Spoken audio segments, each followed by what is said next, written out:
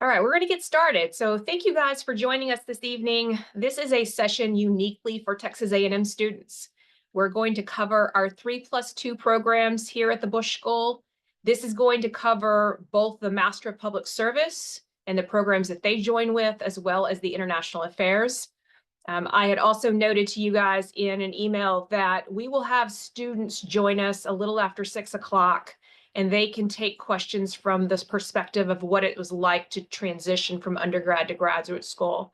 But I'm definitely here to answer questions. We're going to cover a lot of information. In fact, I've got an agenda page here that Matt and I will split between career services and admissions and then go to the students. But once again, this is a program that is for the Master of Public Service, which includes political science, economics, sociology, ag econ, and rangeland, wildlife, and fisheries. It looks like everyone who signed up for this was just economics and sociology. So we'll be very specific on those. And then as far as the international affairs, we've got international affairs undergrad and economics that combines with that degree. So my name is Catherine Meyer. I'm the Director of Recruiting and Admissions here at the Bush School. Also joining me is Matt Upton, who's our Assistant Dean of Career and Student Services. He's going to start with a little bit of information about why grad school and what it can do for you and why it's important for students to start developing those connections. And then again, we'll have those two students. I've got Aaron and Jenna joining us at the end. So the agenda we're going to cover, Matt's going to start with career and employment and how we support our students. I'm going to come back in and just show you some samples of what a curriculum looks like for the Master of Public Service or International Affairs, how you develop concentrations and courses. I'm going to provide you that undergrad advising reminders because I don't look at degree plans. You will have to work with your undergrad advisors for those. And then we'll cover the admission standards, the timeline, what we're looking for in students, and then let the students talk. At any time, if you've got questions, just throw them in the chat, or I'll give you a chance to unmute later. All right, so Matt, this is your portion. So anytime you're ready, get it going. Great. Well, thanks so much to everyone for being here today. As Catherine said, my name is Matt Upton. Catherine and I worked together for a long time. I know you can't tell that with the gray hair, but at least on me, Catherine has no gray hair. But we like to talk to you. I started at the Bush School 21 years ago, and I started in career services. So still, obviously, the key to why you want to go to graduate school in most people's situation, right? Most people don't pursue graduate studies just for the fun of it. Now, sometimes a 3+2 student, you may be in that situation where you're going, what's the next best thing for me? Is it a master's degree? Is that necessary to do what I want to do? Or is there another professional school that I want to do now or down the road? And so hopefully I can answer some of those questions. But if you have more questions after this, after you talk to your family, your friends, your loved ones, don't hesitate to reach back out to us and let us know. We're there in the Allen building. You as a Texas A&M University student can stop by and we're happy to meet with you. But what a lot of people don't realize is that public and international affairs is a career field that is open to any undergraduate major and any career interest. So if you have been really involved in a student organization and you are really the go-to person for communications or public relations within your organization, and you think, man, I really want to see if I can make a career out of being a social media manager or being someone who tells the story of the organization that I work for, you can do that in public and international affairs. If, on the other hand, you're interested in a specific policy area like like energy and the environment or like education, you can certainly do that as well. And then you can also look at something very specific within the government, like security and intelligence, and that can be done both at the federal level and at the local level, and then even at the state level. State of Texas, obviously, we're a big state, and so the Texas Department of Public Safety has an intelligence division, and a number of our graduate students, when they finish up, they go on to work in a place like Texas Department of Public Safety or a number of the three-letter agencies. Nonprofit organizations is another arena. So if you've been involved maybe with a philanthropy within your student organization or social club, then that may be something else that you want to do. Or you may want to go out and try to see how you can kind of right the wrongs in the world and work in human rights and law.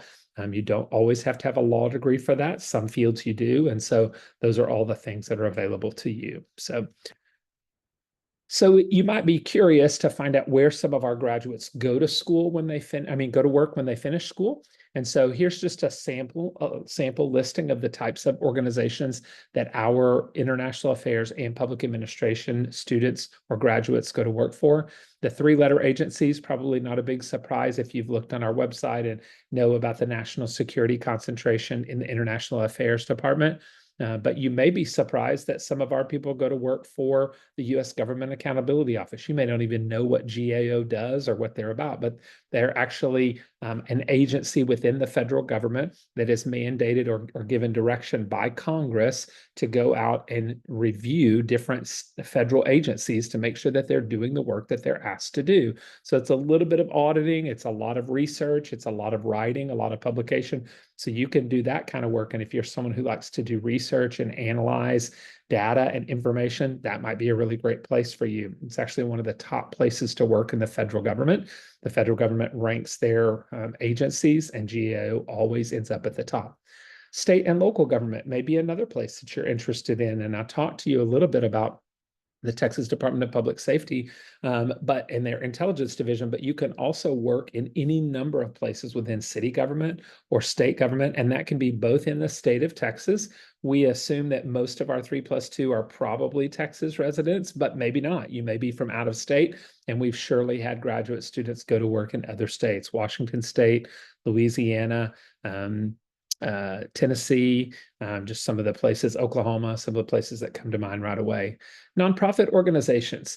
So nonprofit organizations are one of those unique types of places, right? We know about a lot of nonprofit organizations. Right now, everybody knows about Susan G. Komen Breast Cancer Foundation. A lot of people know about American Cancer Society or the food bank in your local community. But then you may not know about an organization like the Greater Texas Foundation, which is a foundation that provides funding to junior colleges and universities across the state of Texas to fund programs to help people get to college. And they really work closely with first generation students to get them into college and help them be successful. And that's based here in Bryan, Texas. You probably know about Habitat for Humanity. You may even know about St. Jude's Children's Research Hospital, right? Because you watch the tearjerker commercials, but you may not know what the United Way does in the local area, unless you're involved in philanthropy. So the nonprofit sector is a really big sector, and there are big organizations that you probably do know about, and a lot of smaller organizations that you probably don't know about. So it's a great way to go out and serve your community or serve your state or serve a specific population. And then we do have some graduates who go to work in the private sector. Now, I'm a career services advisor. At heart, that's what I started my higher education career in. So for me, my job, the way I view my job is that I want to help you get to whatever career it is that you want to go to. And so you're going to hear a lot from people at the Bush School. We talk about public service being a noble calling, and we absolutely believe that. And we hope that a good number of our graduate students go to work in the public sector. But we also recognize that being a public servant is about more than where you get your paycheck from. And so you can go to work in the private sector. I know some faculty members might not like me saying that, but you can, and we would encourage you then find other ways to serve in your community. Now, some of these places that you see listed here, like Accenture, they do have a federal consulting division. They do their consulting work like they do in business, but they do it for the federal government, or they do it at the state government level. There are other organizations that do similar work that work just at the state level or just at the local level. A place like Booz Allen Hamilton, you may not have ever heard of it, but it's a government contractor in DC, works extensively in the intelligence community.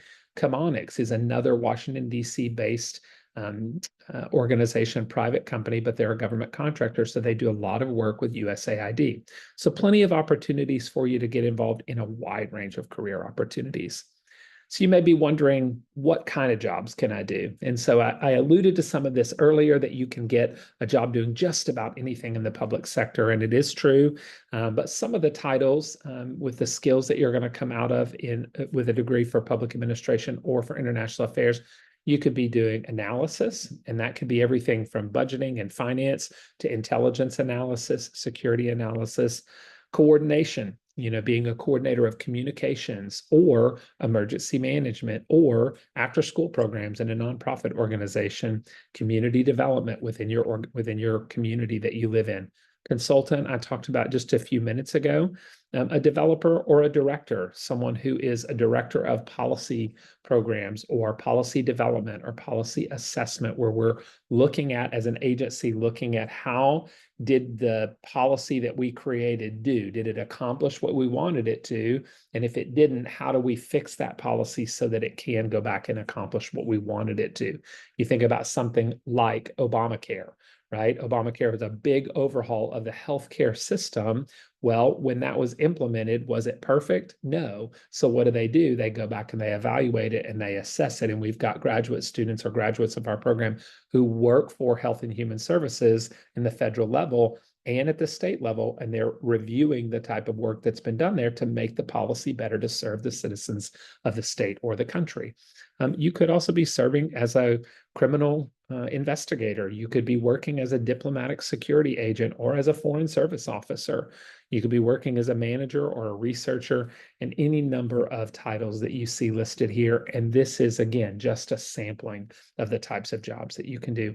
I'm happy to work with you to talk to you about what kind of things you're really interested in. So why go to graduate school, right? That's going to be something that I'm going to guess your parents are probably going to ask you, or the people that are helping support you in this. And so we want to make sure that it's clear to you why a graduate education can be beneficial to you. One of the things that a graduate degree in public and international affairs can do is it can help you enhance the knowledge, skills, and abilities that you need to be successful, really in any career field. But the examples that we're going to use are public sector career fields. So you're going to develop, or you can develop, things like grant writing skills. Well, you can use that in community service, or you can use it in a job working for a nonprofit organization. You're going to develop quantitative skills in your classes. Why quantitative skills? Well, because you've got to be able to take data. If you look at a lot of job descriptions these days, they want you to be able to evaluate what the organization is doing based on data that's coming into the organization. So we're going to try to help you develop those types of skills. Maybe you're interested in international affairs and you want to become an expert on a specific region of the world, Latin America, China, the European Union. Those are all things that you can do.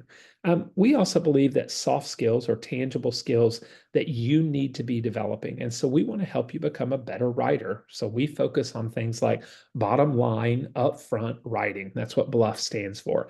We want you to be able to tell the reader what it is that you're writing for. Good example, we have a former student who worked for the city of San Antonio. He told me this story that he had a 300-page document, and his assistant city manager came to him and said, Derek, I need you to get this down to 1 page. And Derek had helped write the 300-page document. And so he went through it and he got it down to 6 pages. And he went back to his assistant city manager. He said, here you go. This is the best I've got. This is what I can get it down to. And he read through it. And he said, this is really good. I said 1 page. He turned around and walked away. That's the kind of skill that you're going to develop in a graduate program like the Public Administration and International Affairs program. We also have a leadership development program. I'm guessing that you're probably involved in organizations at A&M, and we're not going to tell you to drop those, but we are going to give you the opportunity to learn more about yourself and how your information, your Myers-Briggs type indicator, personality type, or your strengths, how they inform how you work with other people. So in your second year of capstone, we're going to put you in your group and we're going to tell you, these are the personalities represented in this group. These are the strengths represented in this group. This is what this means for your group right now. These are the challenges you're going to have. And these are the things that are going to be a lot easier for you because of what you know about yourself. You're going to be given the chance to do research and continue to hone that in on some specific things. Yes, you're going to have to do group projects. Some people cheer for that. Other people are like, I don't know. If you've been around the Allen building, depending on what your major is, or if you've been around Texas A&M University, you know that we bring in a number of speakers. We have a number of conferences, everything from Women, Peace, and Security to City Government Symposium. So you can get a wide range of knowledge just by attending those. And it's also a great way to build your network. If you've ever been in our building, you'll see you can pretty clearly, and this isn't meant as a slam towards undergrads, but it's pretty clear which students are undergraduate students in our building and which students are graduate students, because our graduate students dress in business casual dress. And so they come in because they know that they're going to have guest speakers in who represent a wide range of public service and international affairs careers. And so they want to look professional. We're going to encourage you to do that. Students are required to do an internship between their first and second year of graduate school. We're going to obviously strongly encourage that for those of you who are younger and still building your professional experience, and we'll work with you to do that. I already mentioned that capstone project. That's that client-based consulting project. Some study abroad programs are still available within our graduate programs. And then we have some student organizations in the Bush School that are specific to the Bush School, and you can still be involved in your undergraduate organizations that you've already developed a network with. We're also going to want you to expand your professional network, and that's going to be based on your career interests. When you come in and meet with us in career services, we like to connect you with a second year student who did the kind of internship you're interested in. We also like to connect you with an alum of the program who is doing the kind of work that you want to do, so that you can talk to them and get firsthand information about what it is they like about what they do, what they would have done differently in graduate school, how the program prepared them, and what they want to continue doing in their career. So great chance to network with them. You're already a part of the Aggie Network. And so this is, just think of this, I think of this as kind of concentric circles, like the Target sign. Like we think about the big Aggie network. It's really big, over 500,000 living alumni at Texas A&M University. And then you've got this really specific one, kind of one of those inner rings within the Target symbol. And that would be the Bush School Network. So people who are specifically doing the kind of work that you want to do in public and international affairs. So we're going to do all of those things and help you with that. We have some career workshops that are group workshops that we require first years to attend. And then we also can meet with you individually and talk to you about that. So what's the cost of doing graduate school? Yes, there is a physical cost, a financial cost. There's also a time cost and an energy cost. So is it really worth it? Well, we can tell you that our graduate students do very well in the public sector. Now, if you go to work in the town that I grew up in a little town called Hardin, Texas, population 700 and something.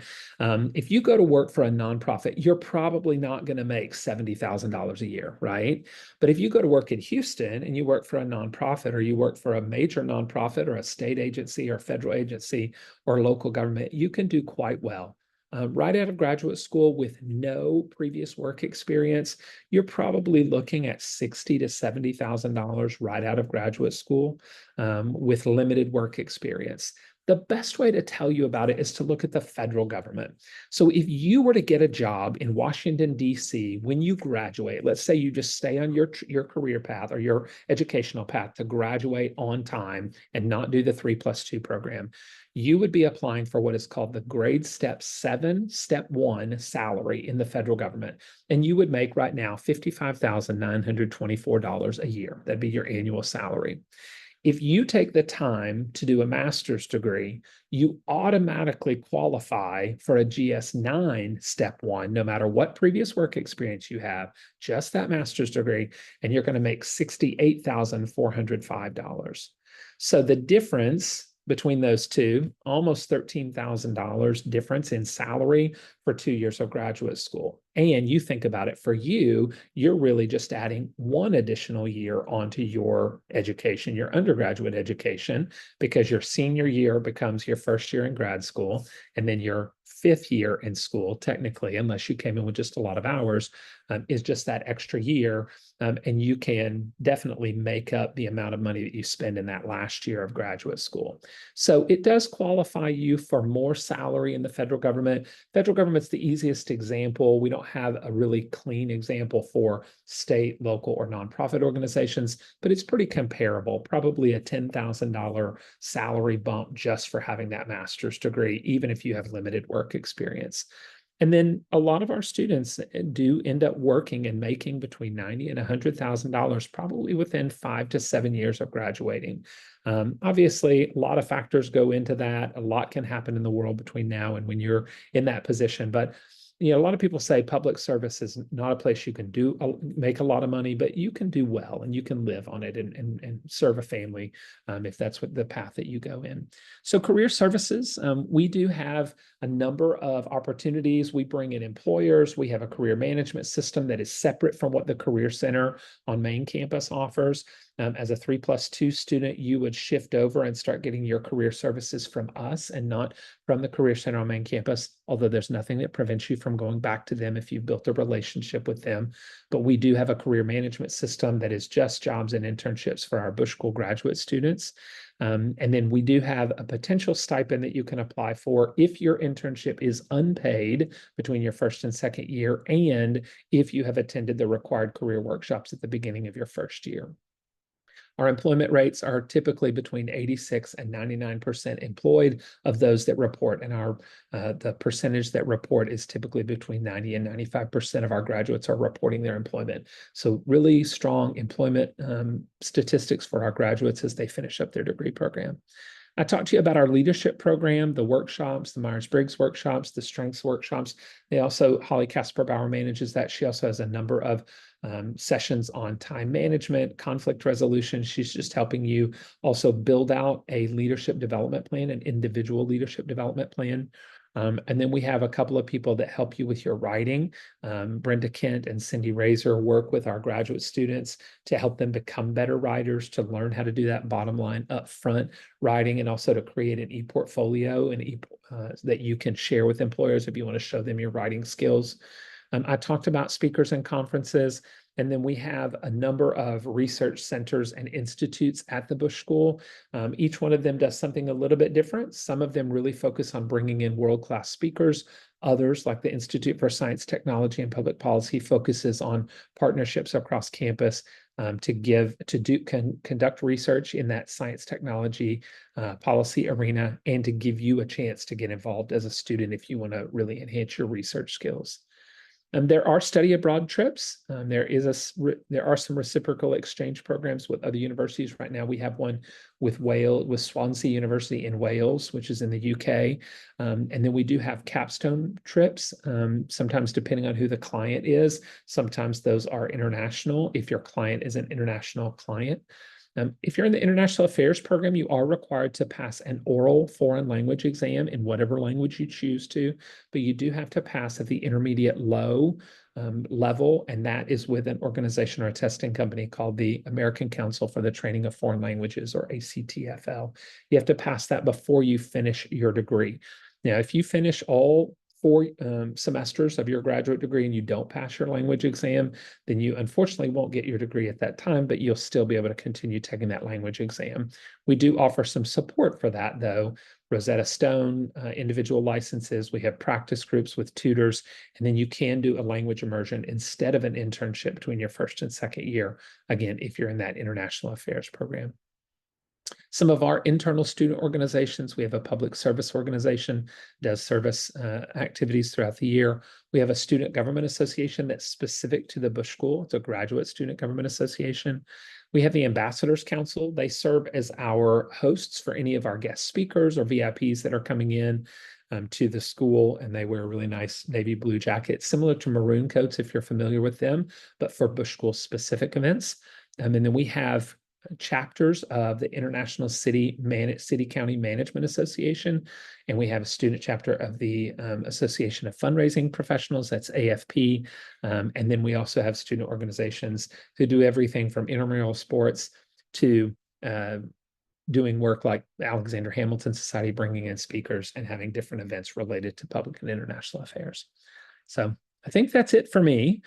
That it always helps when Catherine comes back on. It is.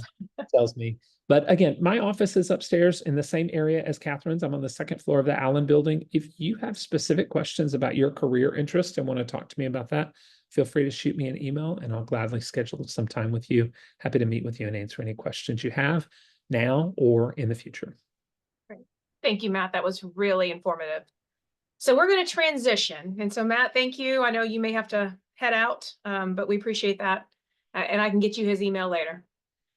So we're going to transition to talk about who we're looking for and what this process looks like, what it looks like to actually attend courses here. So I'm going to start with just a generic part. Who we're looking for? Motivated students, right? People who are really passionate about certain fields. They're smart, they're hardworking. You're not going to get through grad school kind of just floating by. You're going to be held by either your fellow students to uphold and keep moving forward and make a difference. So that calling to service, especially towards public service, is important. You're going to sometimes be working, even as 3+2 students, you might still be 19, 20 years old, and you may be working with students who are in their mid 40s. We've had retirees here who are in their 70s who are coming back to school. So you got to be able to hold your own and not get that imposter syndrome of going, what am I doing here? Why I don't fit? Everybody seems to have it all together and I don't. And that's certainly not true. A lot of them are figuring their way out. They may think they know what they want to do. And then when they get here, they talk to someone and they shift gears, and you have time to do that. You don't have a lot of time because it's only 2 years. But that's where just gathering information like this is important, and being able to compare what you think you want to do and what classes sound interesting and what skills can I gather new or build on. Because at the Bush School, you are going to work individually. You are going to work as part of a team. So you will be held accountable. You're going to develop your knowledge, skills, and abilities like Matt talked about. You're going to be preparing for a professional life that may not be in the same trajectory the whole time. You may be shifting sectors. You may be shifting because opportunity comes up. You may be going to a different state, moving from in-person to online. You don't know what's coming, but if you have the right kind of skills, you can transition. And I love the part about here is a sense of community and outreach, and always having career services at your back if you need them again later in life. And you also have your colleagues and your faculty. A lot of students do come back to our faculty and talk to them and get new contacts and try to do outreach to maybe shift within sectors, within the same agency. So you're going to build these lifelong personal and professional connections. It's wonderful here. Now, as far as the curriculum, 3+2 students, you are doing the exact same curriculum as someone who has graduated. The only difference is you're getting some credits double counted for your undergrad credit. So it's still 48 credit hours of graduate level coursework that you're doing with us. You will have tracks, which are kind of like majors. You'll have concentrations, which I don't know if there is a comparable part. It's not really a minor, but a way to guide the kinds of courses you're doing, which I'll show you in a second. You will be required to do an internship, or if you're on the IA side, you can do an immersive language study if you choose to do that instead. And career services will help you with that, or the faculty, or your colleagues, or you may have your own connections. We don't tell you you have to do these things. You're just going to have leads, and you follow up the ones that are of interest to you. You will also be doing a professional client-based capstone consulting project. And so this is not something that you have to go find your own capstone. We're going to tell you what they are. You'll get some say in which one you want to sign up for, either based on the topic, the professor, the travel they're doing. Lots of different reasons to pick one. MPSA will do a year-long project. MIA does 1 semester. And then for the MIA, just keep in mind when they're talking later, this does require an extra step that you have to pass a foreign language exam.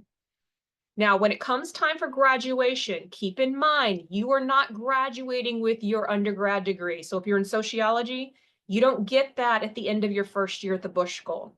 You don't get both degrees until the end of the master's program. And then you don't walk for both of them. You only walk for the master's. So just keep in mind that there were some that were affected by military requirements that they had to have for their scholarship, their degree in hand within 4 years. Well, you're not going to get that. The earliest you can get that is after you've completed ours. So unless you're doing a 2-2, you went really fast for undergrad in 2 years and us in 2 years, it's the only way you're going to get that. So just keep in mind, if you also decide that, hey, this isn't what I thought it was, I'm struggling, I'm not finding a connection with what I thought was my career path, you can always finish that semester out and then just withdraw from the master's program and continue your path forward with your undergrad major. And we've had a handful of students do that over the years. Now, as far as the Master of Public Service, 2-year, 48 credit hours, you do have that required internship, you have that 1-year capstone. We've got a couple of PhD collaborative options if you're interested in education and public health. They're on the website. And if you somehow did a certificate, you can count up to 12 credit hours. But the main part here is to talk about tracks and concentrations. Tracks are required: public management, public policy analysis, or nonprofit. or you can do 2 of them. I don't know that you'd want to do 3, but there are some students who just concentrate on track classes. They have not really focused in on a particular concentration that they want to fulfill, and that is okay. A lot of them do pick a concentration because they do want to become more of an expert, let's say in local government and work within city management. Others want to go, I'm really passionate about education. I was a former teacher. I want to work with education issues. I may take some state government classes with that, and they can mix match and put those together. Not all the classes within these concentrations are within the Bush School. Some of them are within other departments. So you may be doing classes in public health or in the Bayes Misses School, or I don't know, there's all kinds, right? So geography. So you really can put together what you want once you get past those core courses. What do those kinds of classes look like? Well, I've just listed some here. So if you're in public policy, there's a range of probably 15 different kinds of classes. You're required to do 3 of them. Now, I think 1 or 2 of them may be required in any one of these, but you have a wide array of courses that you can pick from to develop those specialties. So there's policy, there's public management, nonprofits. Now those concentrations, notice at the bottom, analytical methods, for instance, there's probably a good 8 to 10 classes that you can choose. And some of those are in economics, statistics, things like that. If you really like numbers and data sets and want to do more of it. So I can send you guys any of these curriculums if you just email me. It's a nice printable one, but obviously it is on the website as well. If you go the route of international affairs, also 2-year 48 credit hour, you have 11 electives to customize within concentrations. In your case, the only additional part was that your capstone is only 1 semester, and you did have that additional language that you have to speak a foreign language. And so we'll ask you to test for that. None of your curriculum is language. So you're not going to go to Texas A&M campus and take Spanish advanced and count that towards your curriculum. It's probably using Rosetta Stone or doing a language immersion or working with the language groups just to get your language back up to speed to speak it. And you would be testing with ACTFL like Matt mentioned earlier. Now the tracks, national security and diplomacy, ties in mostly to the international studies, and the international development and economic policy is what econ majors have to choose. Now you're not locked out of the other side. If you have to do IDEP as your track, you can do any of those concentrations. It's just one of them has to be an IDEP concentration. The second one can be an NSD one if you'd like it to. It can also be a regional one. So lots of courses under these. I got some samples here. So for instance, intelligence and diplomacy are 2 of our most popular.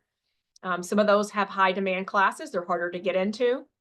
But obviously there's a lot of really cool classes in these. Conflict and development is in brown because it's cross-listed. It's both IDEP and NSD, as are a couple of others. And then international economic development and 1 other are also just IDEP kinds. But again, if you're in foreign service part and you're really interested in learning about the dynamics between security and development and how those tie in together, a lot of people do crossover and take courses out of both sides of the house. And that is quite possible to do. So you're going to be building those specialties, taking courses elsewhere at A&M as it comes. But remember, one of the great benefits here is that these faculty are not just researchers. They're not just academics. These are people who actually did a career in the Foreign Service or within the CIA or FBI or Cyber Command or military.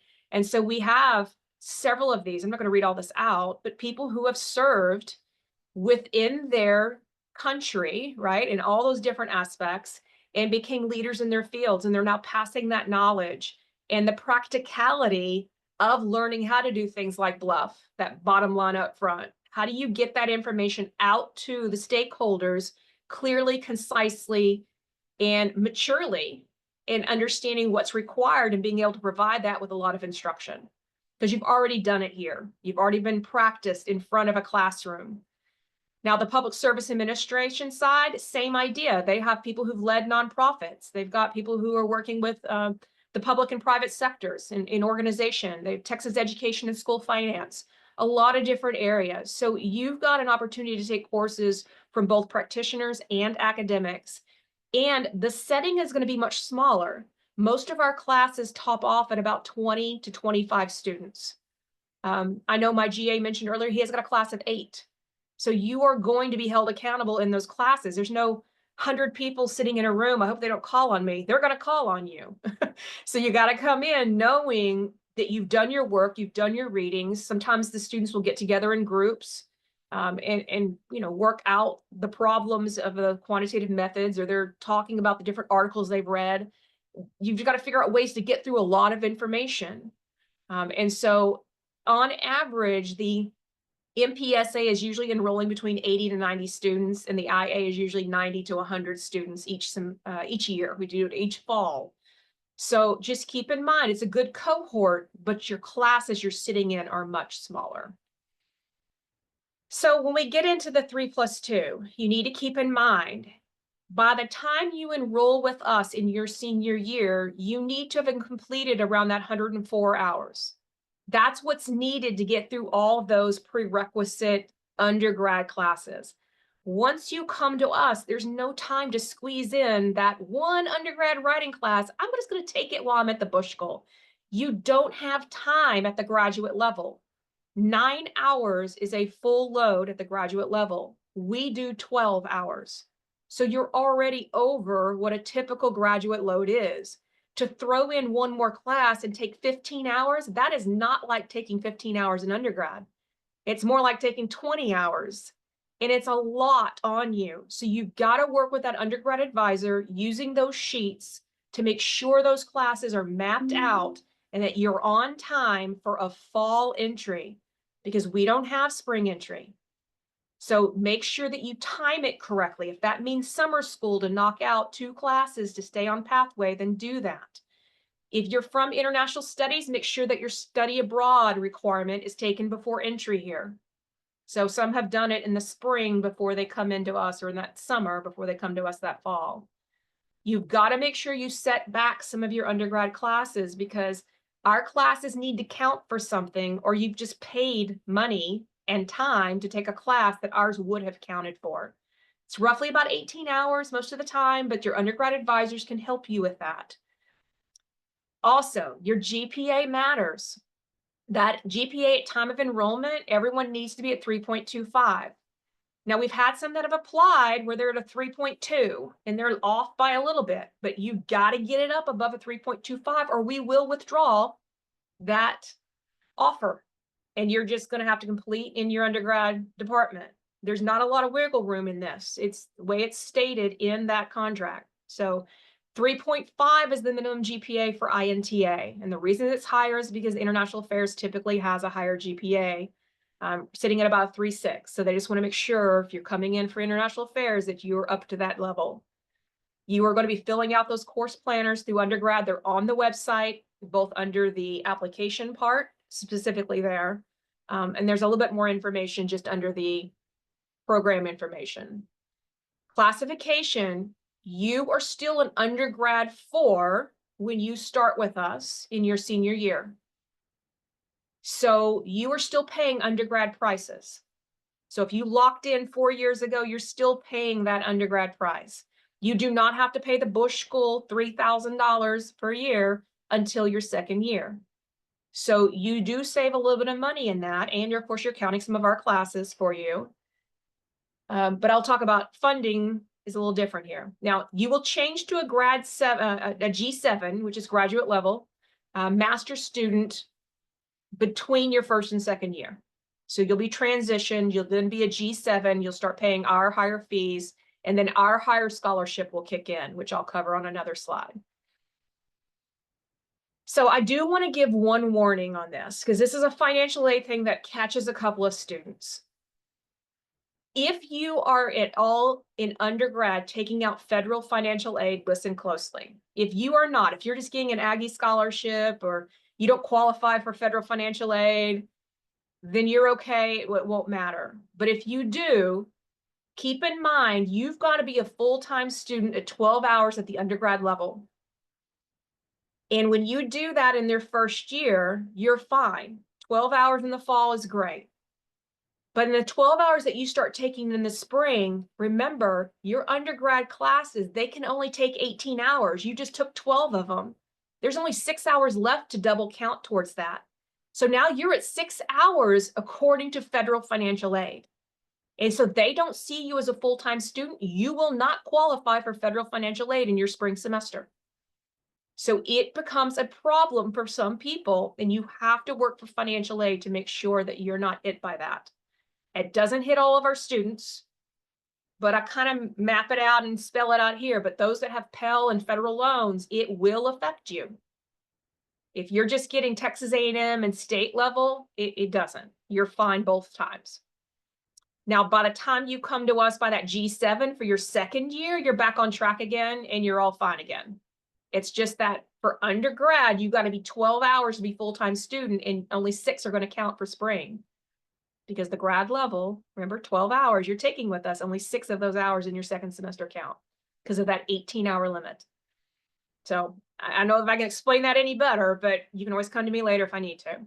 Now, as far as the app requirements, you guys are applying when you're around that 65 to 80 hour mark in your junior year of the fall before you want to come in for entry.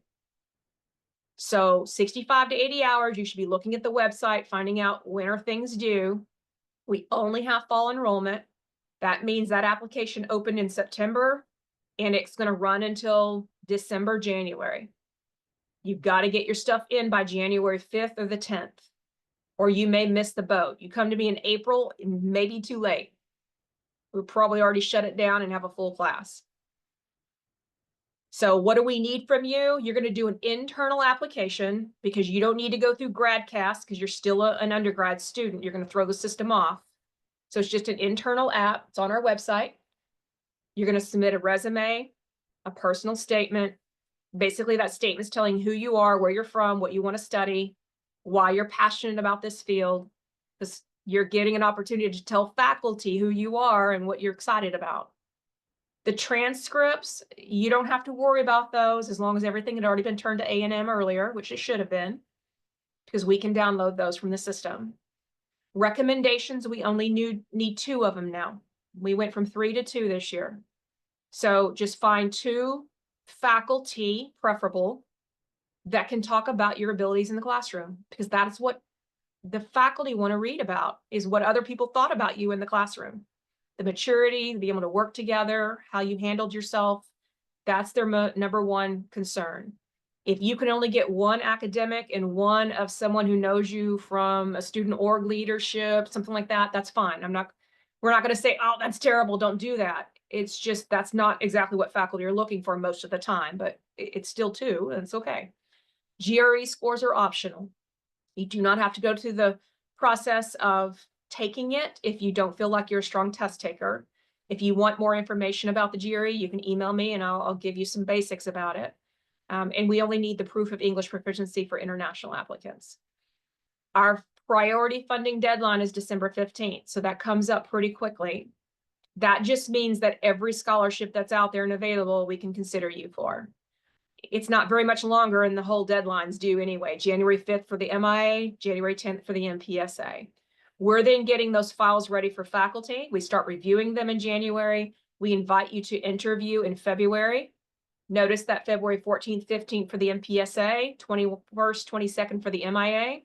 We would have you on campus. You're going to be doing interviews in person with faculty in their offices. You got 2 of them scheduled.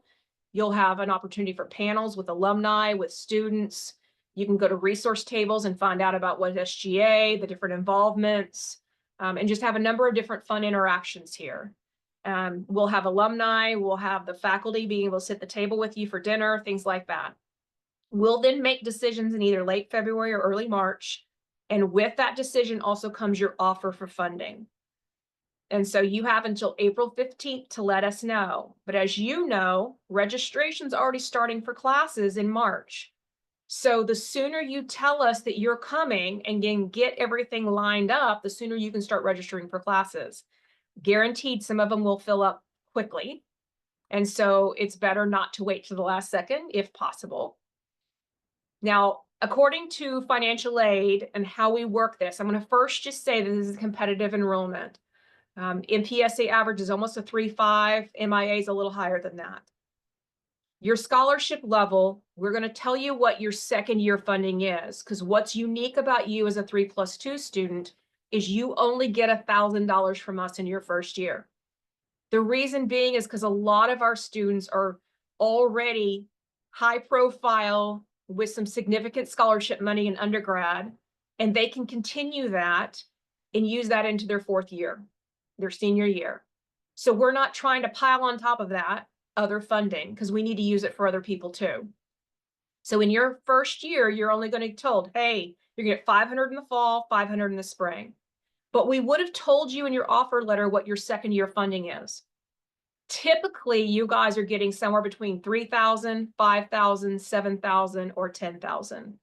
There's a few that have gotten higher than that, but they typically save some of those higher awards for the really outstanding international students and some of the students not from Texas A&M. It's just the financial part of it. We're trying to woo people here to Texas A&M.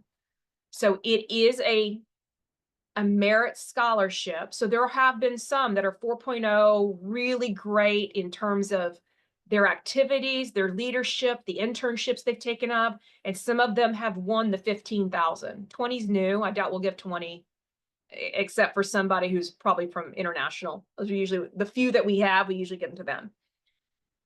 So just keep in mind, you'll either receive that second year funding. So if you were promised, $5,000 in your second year, then that's what you're going to get, as long as you keep your GPA at a 3.0 or 3.25 or better. Or you can give up that funding and instead you can apply for a GA position. And if you apply for GA, you're either working as a researcher with a faculty member, or you may be working as a non-teaching GA for a staff member. Like I have one who works with me. We have another one who works with career services, things like that. If you do it, you get closer to 20,000, but you're now working 20 hours a week. At any time with your Bush School scholarship, you can always go outside of us and go do a GA position with the Writing Center, veterans, International Student Services. If they've got GA positions and you want to work for those, that does not affect your Bush School funding. So there are students who are doing GA positions with other departments and they still have their Bush School funding in year 2 or year 1. So just keep in mind that's an option. Just keep an eye out for jobs for Aggies, ask faculty if they've got jobs, things like that. If you, in your second year, remember in that in-between stage, you're doing an internship. If you get an internship that's not paid, if you've attended a number of those career service workshops, you can apply for stipend help, but you have to attend those workshops to get that. And those stipends are based on your location. You're not going to pay a whole lot, but they can help cover some of that living costs. So what we cost right now is about $13,600 at the graduate level cost. Remember, it's less than that at the undergrad. So whatever you're paying now, it's going to be pretty much the same.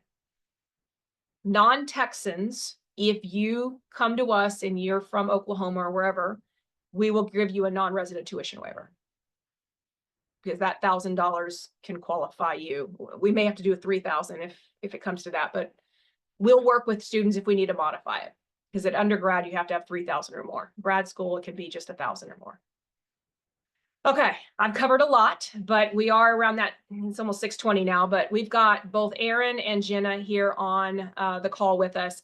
I'm going to lead this slide up. And notice that Erin is with, I believe, correct me if I'm wrong to either one of you, Jenna and Erin, I believe Erin is with sociology and is coming into the MPSA for this. I may or may not have your areas right, so you can promote that if it changed from your application. And then Jenna's coming from the international studies side into the MIA, and we have what she's focused on. I'm going to just leave this up for them to kind of jump around and talk about what it's like to transition from undergrad to grad school. Whatever's on your mind. They may ask if you want to unmute. Just remember, I'm recording, so whatever you're asking, make sure it's not too personal that you want this out there, because it's going to be on the website probably. I can always stop recording later when I get to a good point. If you want to ask more pointed questions, then we can do that. So we're going to do this for about another 20 minutes, 25 minutes, and go from there. So Erin, why don't you start with a quick introduction of where you're from, what you're studying, all that.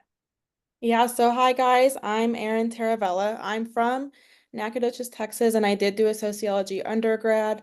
I've actually switched my track to public policy analysis, but I am still doing a state and local government concentration. Um, I am very interested in education policy, and I'm actually doing the capstone project to go to the 89th Texas legislative session. So hopefully I'll get to do some cool work with that there. But yeah, we'll jump around for some of these questions. If you guys have any specific questions about my background, the track, concentration, policy interest, anything like that, feel free to ask.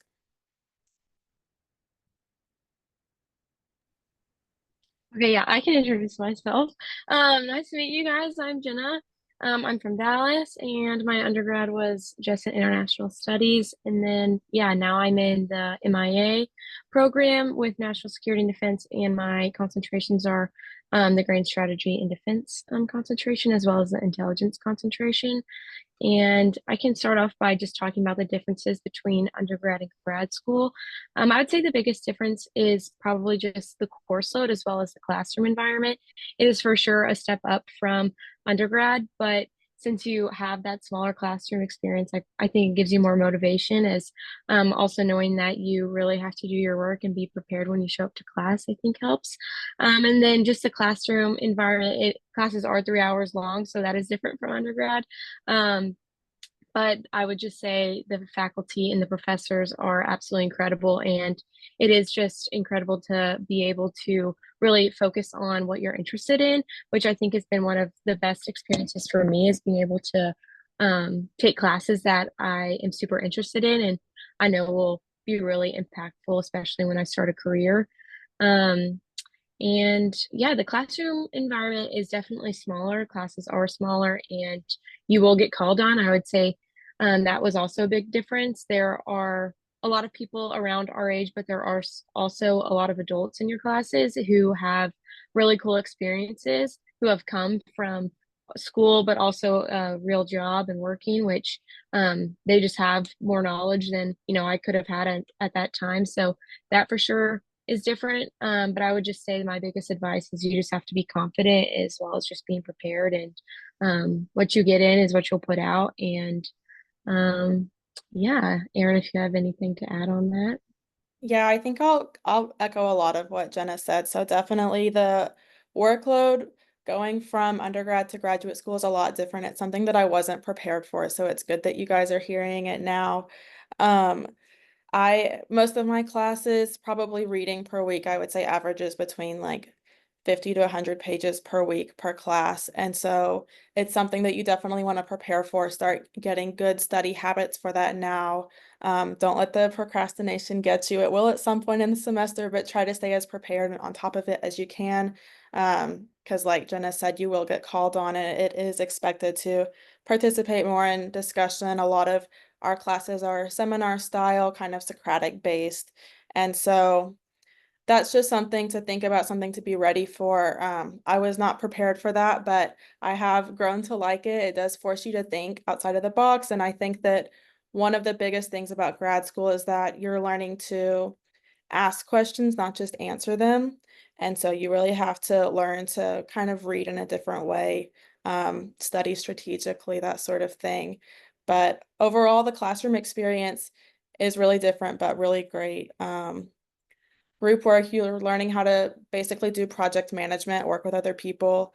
You're learning public administration, public management. So you get some good tips from the professors since so many of them are, professionals who have worked in the field.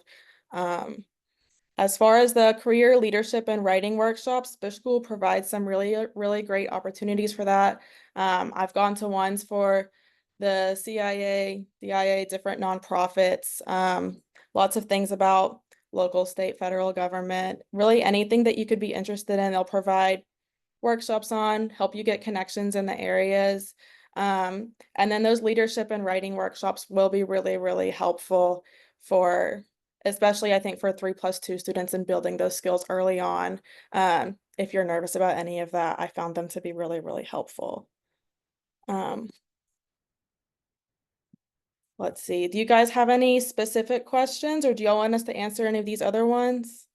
I have a few questions that I would love to ask.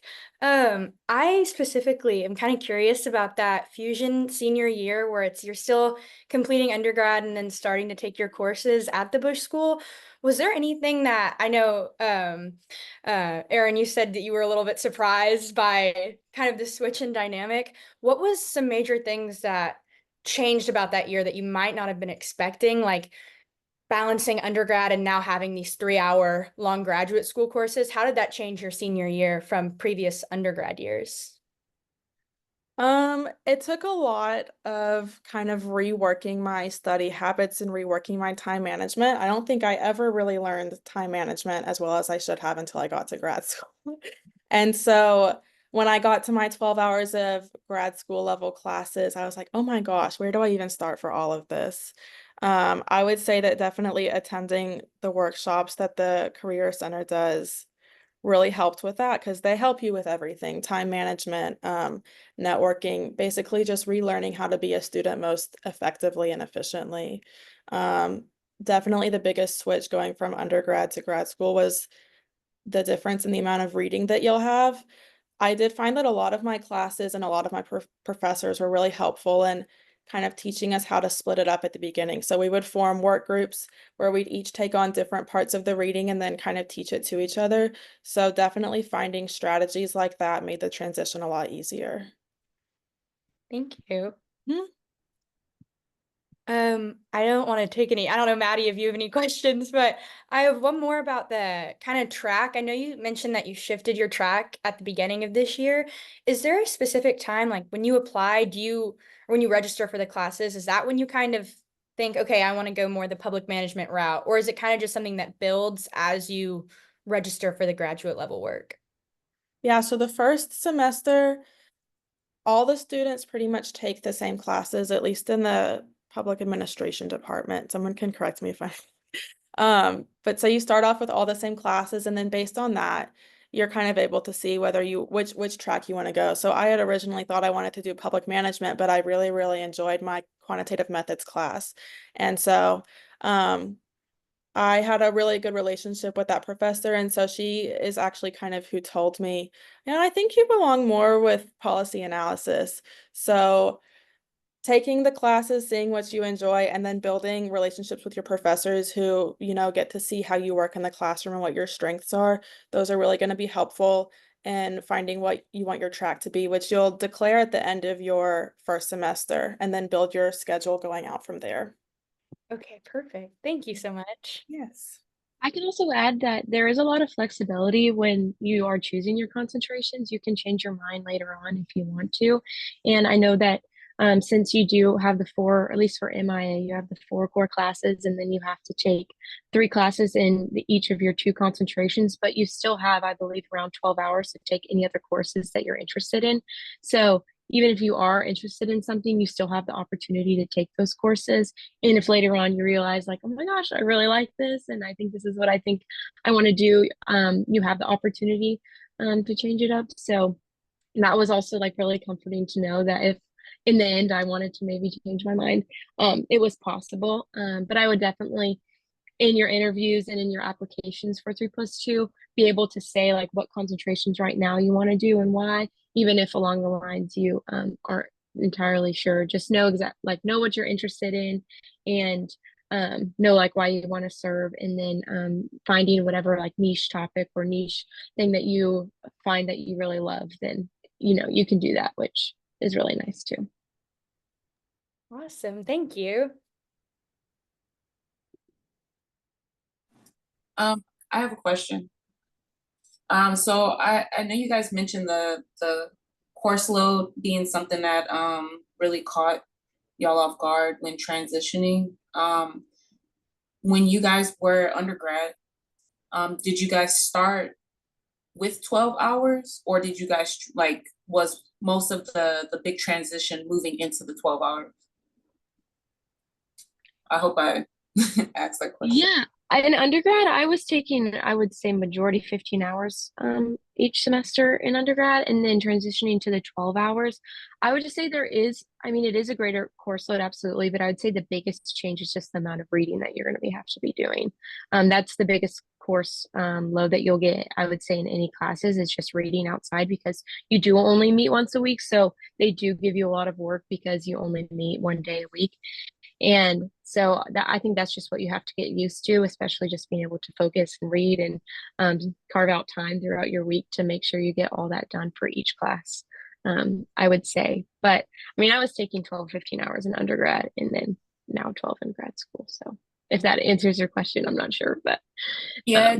yeah. You also answered my other question. I was going to ask how many times a week do you guys meet? Because I know you said it was 3 hours Yes. for the classes. So thank you.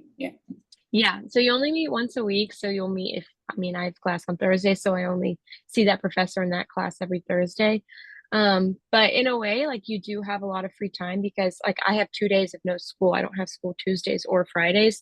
So even though the course load is a lot and you do only meet once a week and those classes are 3 hours a week, you still have the option to schedule, your classes in a way that you maybe have one day off, or you only have one class each day. I mean, however you want to do it, and depending on what classes you're taking, for sure. But there is kind of that extra amount of time as well to be able to get it done.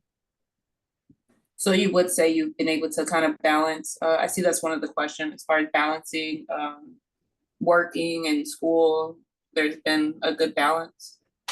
Yes, I would say so. And I mean, right now I have 2 jobs and I've been able to, keep up with my work and all that. And so it's definitely, possible to do it all. And I'm a graduate, or I'm one of the intelligence studies workers right now. I'm working for the intelligence studies professor. So that's one of my jobs. And then I just work at an after school program 2 days a week. So that one's not a huge commitment or anything, but I have been able to find that balance, which has been great. And it's just something that you learn. I would say just give yourself grace at the beginning, because it is just something that you learn and you get better as time goes on. So you definitely are able to find it. And I think being in an environment where everybody wants to succeed helps too. Awesome. Thank you. And if you guys have any questions too about like the concentrations or classes specifically, I know I can answer the ones for the MIA side, but not so much the MPSA. So I'm happy to answer, and I'm sure Erin is too, about any of those classes or like specific things about that. I have a quick question, and it's not really about concentrations, but more, I know they were mentioning the different organizations that exist within like the Bush School when you reach like the graduate level program, like the different orgs, like the student government for the grad school, or just the ambassador program there. Have either of you been able to get involved in any like Bush School specific orgs that you've really liked, and how has that been different from undergrad, maybe? Yeah, I'm currently right now in the ambassadors program, which has been really a great experience. It's just a great opportunity to be able to show the Bush School to people who are coming in and be able to interact with donors and be able to help work at events and kind of do behind the scenes things. But I would say overall, it's just really about continuing, the legacy of George H.W. Bush. And I think that is just one of the biggest reasons why I enjoy it so much. And even this past week, I got to go to the Bush School Board advisory luncheon where, Neil Bush was there, and there was just a ton of people who absolutely like loved George H.W. Bush and loved the school and want to help, spur on the next generation of public servants. And so I have just loved that, and being able just to serve in that way and give back to the school has been incredible. And also you just get the opportunity to meet so many cool people and so many cool people who care so much about your experience at the Bush School and just care about, helping you succeed in your goals. So yeah, the ambassadors has been great. It really has been so cool. And I've gotten to meet so many cool people, as well as just feel more connected to the school and, my fellow ambassadors as well. Yeah, and I am in the public service organization. So last year I got to serve as the chair for the Ronald McDonald Foundation, which was a really great experience. And there's a lot of other great organizations that PSO partners with. But what I did specifically was I got to help coordinate volunteer events with Ronald McDonald. So we did some catering events. We helped. They have a little garden outside of their hospital rooms for families to stay, and we got to revamp that. We had some cleaning days. And it was overall a really great experience. And I will say that the hospital manager who I worked with actually has another volunteer coordinator position now, and I've stayed connected with her. So that's been really great because those connections do follow you wherever you go.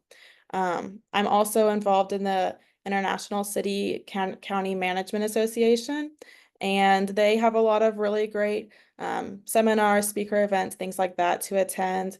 I went to Austin last year with that group, and we got to go network with a bunch of city, county management officials, and so that was really cool. There's a bunch of really, really good network opportunities in that, and they actually have a fellowship program. So if anyone is interested in that, I think you can find it on their website. They will help you find fellowships, jobs, internships, if you're involved with that organization. And I think a few other professional orgs do that too, that Bush School's also connected with. But definitely going to the conference was a great experience to get to meet some really cool people to network with. Awesome. Thank you, guys.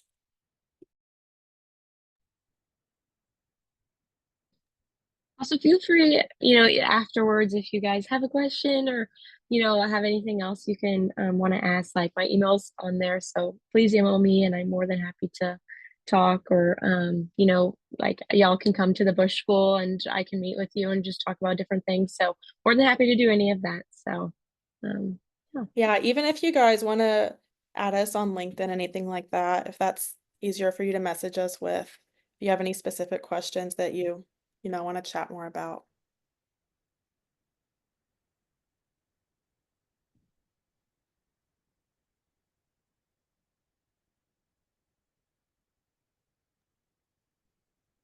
I'm honestly just leaving this up. We've got at least 3 more minutes.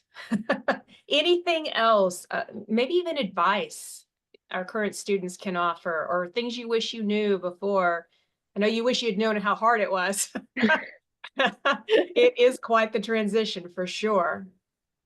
Yeah, I would say my biggest advice, kind of like I said earlier, is just be prepared and be confident. I think my first semester as a 3+2, my first year, I was just kind of really shy. There's a lot of adults in my classes and all that stuff, and I don't think I got as much out of those classes as I am now, feeling that I kind of know my place. So I would just say be confident, know that if you get into this program, you got in for a reason, and you deserve to be there. And there's just a wealth of knowledge within the Bush School, and take advantage of that, and you can learn so much from your peers and your colleagues as well as your professors. So I would just say be confident and be willing to speak up and speak your opinions, and don't be afraid to not say anything in class. And yeah, I'm sure if you guys get accepted, then you'll be prepared and be ready, and it'll be great. And I think as long as you come prepared and willing to talk, and it'll all work out. So just be more confident,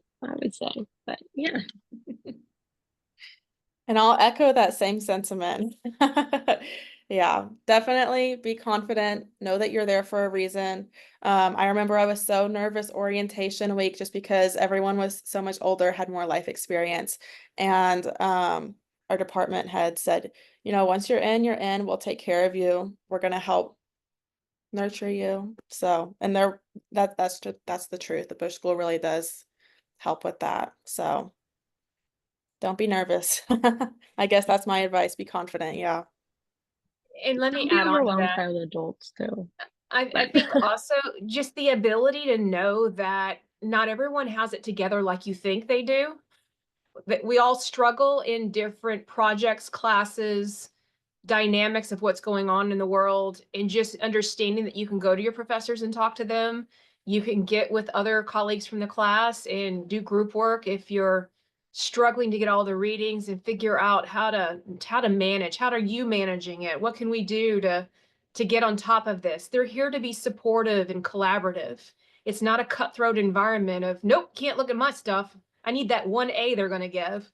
This is about figuring out how to better the world in whatever capacity you're trying to do it in. So very, very supportive environment, I think, is the number one thing here. Don't be afraid to ask for help. And I think Yes, I'll add one more thing absolutely. onto that, if that's okay. I just take advantage of all of the connections that you can make within the Bush School. So definitely with your professors, you'll be assigned an advisor. So taking advantage of that relationship. And also I know SGA right now has mentorship programs. So I had a mentor when I was an incoming student and I have a mentee now. And I definitely think that that is one thing that really, really can help, bridge the transition from underschool to grad school. So I guess that's my final piece of advice is taking advantage of all the relationships, mentorships, that you can have within the Bush School. So Aaron and Jenna, let me ask really quickly. You guys are both second years. How has the job market search? How have you worked with career services in taking what you did for that internship and now trying to turn it into those connections and the job opportunities? Aaron, Jenna, well, you're unmuted. So Jenna, why don't you start with you and what you did for your internship and even what you're doing. Well, you don't know what your capstone is, but Aaron, you can talk about your capstone too for a minute. Yes, so my internship, I guess for like some background, like 3 summers ago I did my undergrad study abroad when I went to Georgia, the country which is south of Russia, for Russian language. So I did kind of a study abroad experience, and then 2 summers ago I interned in DC for 13 weeks at a think tank doing I was in their Center of National Defense, and I was doing policy research there. Then this past summer I took a class at Oxford. So I would say overall, definitely like get a head start on all your summer opportunities and know that there's so many out there, which is also great, but for sure get, a head start. The earlier you do it, the better. And so wait, I'm kind of forgetting the question, but that's what I did this summer. And those are all those experiences have been so helpful for me now. And I think just are great additions to my resume, and all of those, I'm able to talk about in interviews, which has been really helpful. And those, a lot of the connections, especially the ones that I made in DC, have been incredibly helpful. I'm still really good friends with my bosses and the people at that think tank who have great connections and are willing to help set me up. But there's also just so many connections within the Bush School too, which is great. And then, I can't talk too much about Capstone because it was just released this past week, so I don't know which one I'll be in, but there is just so many incredible opportunities. So I'm looking for that. And then career services has been great. Actually, they were the ones who told me to apply to the think tank that I worked at 2 summers ago. So super thankful for that. And I would just say that they're always bringing in recruiters. They're always bringing in different, nonprofits, different agencies who are coming and wanting to meet with students. So, that has just been, I think, one of the best ways that career services has helped. And then they're also just willing to talk to you at any time.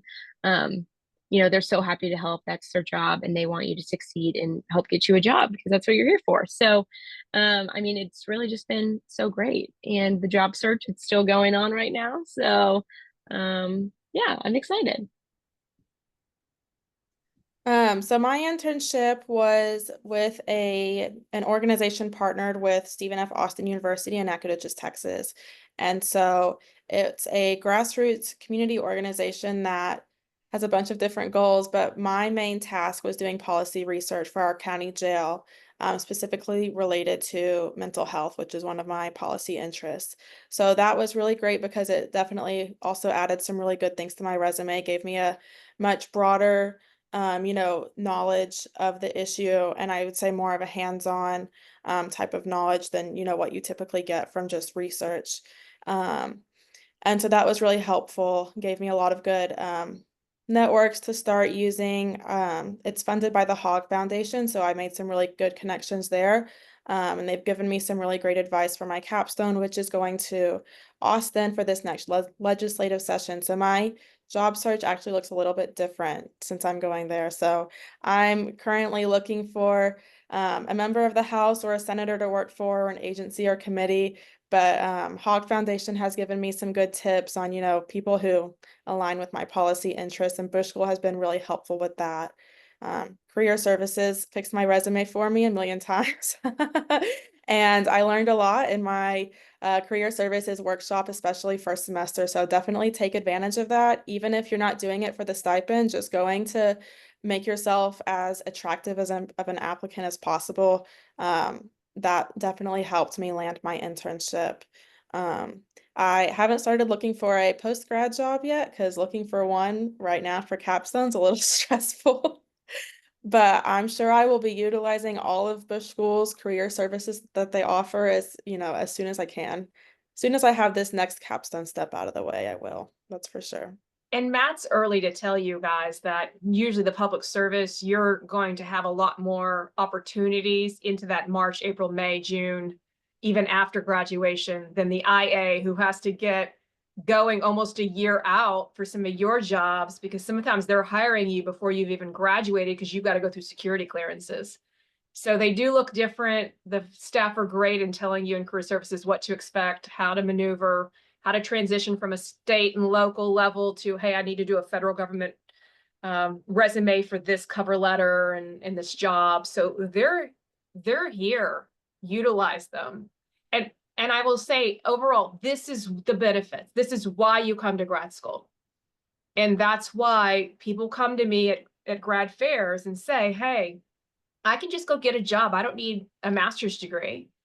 And then they come back later and go, I'm having a lot harder time getting my foot in the door than I thought I would. It's because you don't have the connections of those faculty in the career services and receive those emails and know where to go and connect. And that's the benefit of grad school. So take advantage of that. All right. Well, we're at our time, and I want to be respectful of that. I got to get an email out too. But thank you so much, guys, for joining us today. And know that I'm going to post this on the web. I'm going to send you the recording when we're done. But if any time you have questions, Erin and Jenna's emails are here. You also can at any time. No, I didn't have it on. I thought I had mine on here too. I've got my email at bushschooladmissions@tamu.edu. At any time you need to just reach out to me, I can put you in touch with either another current student or Matt through career services. So just utilize us. Thanks so much for your time, and you guys enjoy the rest of your evening. And thank you, Erin and Jenna, for joining us. Thank you. Appreciate you.